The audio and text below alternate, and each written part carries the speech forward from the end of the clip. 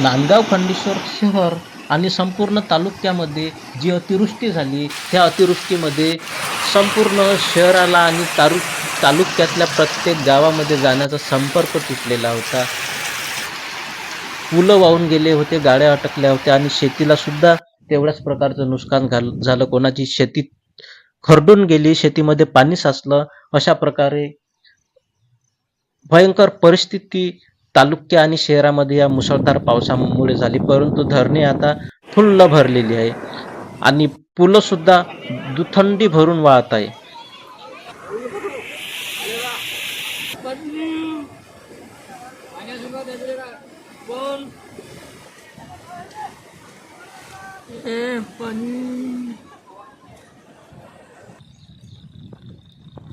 तर नमस्कार मित्रांनो, स्वागत आहे तुमचं ह्या ओल्या ओल्या वातावरणात. आणि तुम्ही पाहू शकता कसा पाऊस चालू आहे. पावसामुळं आपल्या घरासमोर अशा विटा ठेवलेल्या आहे, रस्त्यानं जासाठी चिखल होऊ नये, घसरून पसरू नये म्हणून. आणि ह्या नालीमध्ये फुल्ल नाली भरून आहे, फुल्ल भरून पाणी जात आहे. नाली असं ॲक्सेप्ट करत नाही हे पावसाले एवढी. आणि इकडचं पाणी पाहू शकता, असं काहीच दिसत नाही, धुकं पडल्यासारखं दिसते, एवढा मुसळधार पाऊस चालू आहे.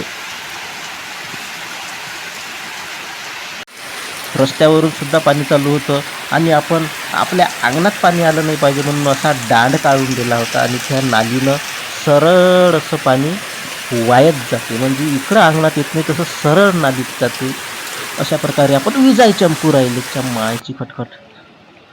तर पाऊस आता कमी झालेला आहे. तुम्ही पाहू शकता पूर आला नदीला आणि पूर पाहासाठी हजारो लोक गावातले सर्वजण जमा झाले. ह्या जवळच्या शेतातच पूर्ण पाणी साचलं आहे. आपल्या घरामागच पूल आहे, शेती आहे, पूल आहे. त्या पुलावरून हे तुम्हाला दिसते, हे पावसाचं पाणी नदीला पूर आलेलं आहे. सर्व लोक तिथं जमा झालेलं आहे. आणि तसंही काही असलं तर गावातले सर्व लोक जमाच होत असते. तर ते सर्व लोक पूर पाहायला चालले. आता आपणही जाऊ. पूर पाहासाठी निघालोच होतो तेव्हा डबल असा पाऊस सुरू झाला, मुसळधार पाऊस सुरू झाला. आता पाऊस कमी व्हायची वाट पाहू आणि आपणही पूर पाहायला जाऊ. तोपर्यंत तुम्ही खंबा पाहून घ्या. खंबा पाहायला आता आपल्या घरातलं पडणारं पाणीही पाहून घ्या. अशा प्रकारे पाऊस चालू आहे. पाऊस काही थांबाचं नावच घेत नाही आहे. ते भीत पडते का काय रे बा, काही खरं नाही याचं ह्या पावसाळ्यात. तर मित्रांनो, आता पाऊस कमी झाला आहे तरी आपण छत्री घेतली आणि पूर पाहायला चाललो. तुम्हाला दाखवतो अशा प्रकारे आपल्या घराजवळच्या पुलावरून पाणी चाललं आहे.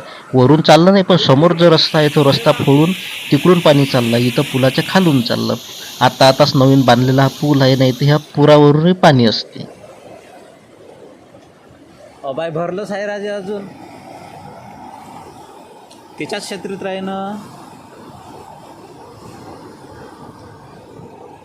अबे अबाय पाय ना किती आलं.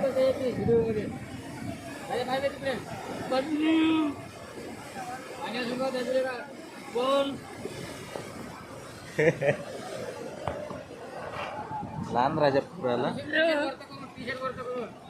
नाही नाही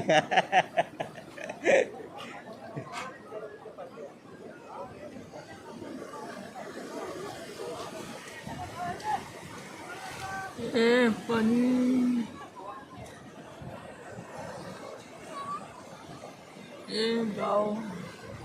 कुठून आलं हे पाणी. आपल्या गावात तर एवढं पाणी नाही आलं.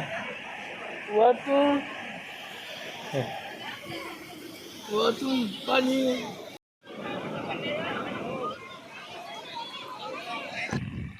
दिवस दुसरा, सकाळचे 8 वाजले आहे आणि ह्या ठिकाणी एवढं ह्या रस्त्यावरून पाणी होतं काल संध्याकाळी की जायला जराशी जागा नव्हती. त्या साईडच्या तिकडं गाड्या थांबल्या तर या साईडच्या इकडं असं पूर्ण अशी सडक उकरून गेली आहे. इकडल्या साईडची आणि तिकडल्या साईडची, म्हणजे दोन्ही बाजूनी सडक उकरून गेली आहे. गाड्या जर आल्या असत्या आणि जरासं जर इकडं तिकडं झालं असतं तर त्याचं काम इकडं तिकडं झालं असतं. तुम्ही पाहू शकता अशा प्रकारे परिस्थिती होती.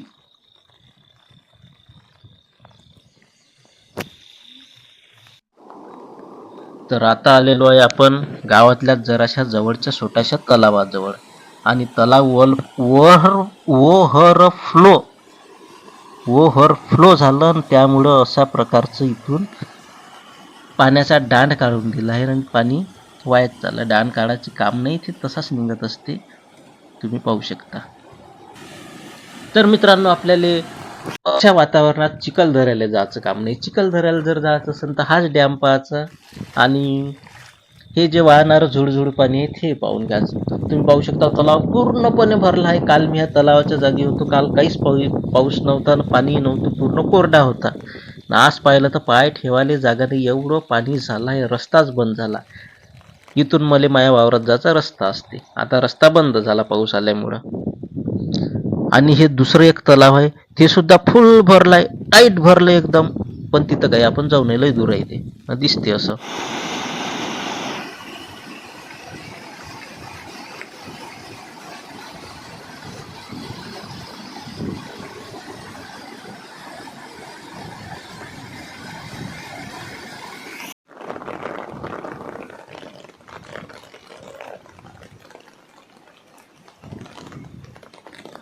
पण पाऊस आला.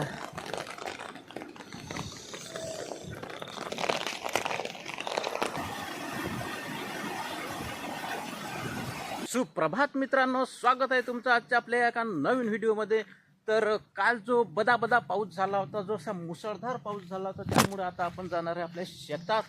आणि शेतात जाऊन काय परिस्थिती झाली आहे पाण्यामुळं, शेतीचं काय नुकसान झालं आहे ते पाहणार आहे.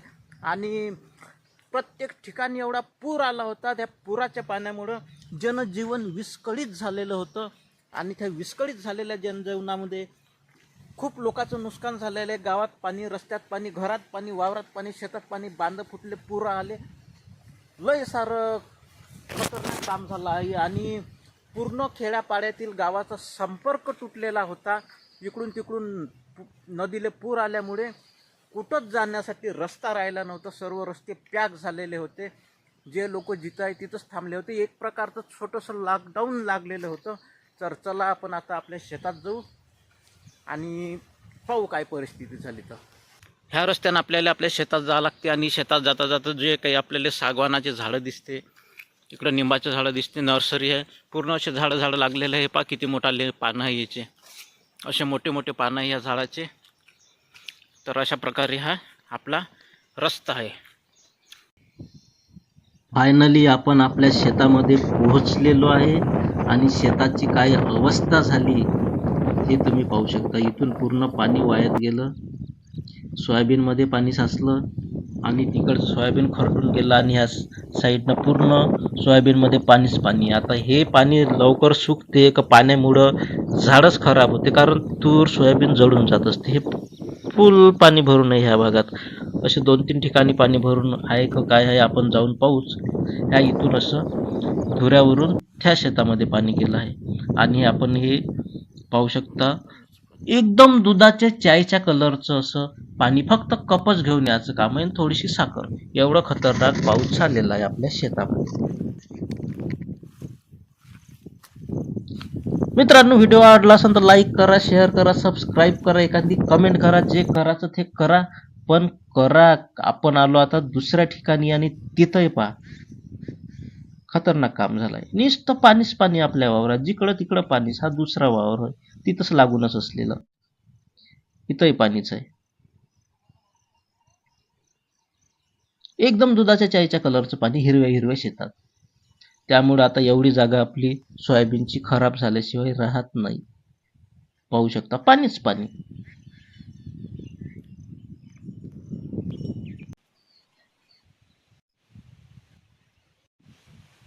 तर मित्रांनो, आजच्यासाठी इथंच थांबतो. पुन्हा भेटू आपण एका नवीन व्हिडिओमध्ये. तोपर्यंत पाहत राहा आपली समोरची ॲक्टिव्हिटी. हा पूल आहे, हा पूलही तुटलेला आहे. समोर अजून पूल आहे, काय आहे ते आता पाहूनच घ्या तुम्ही.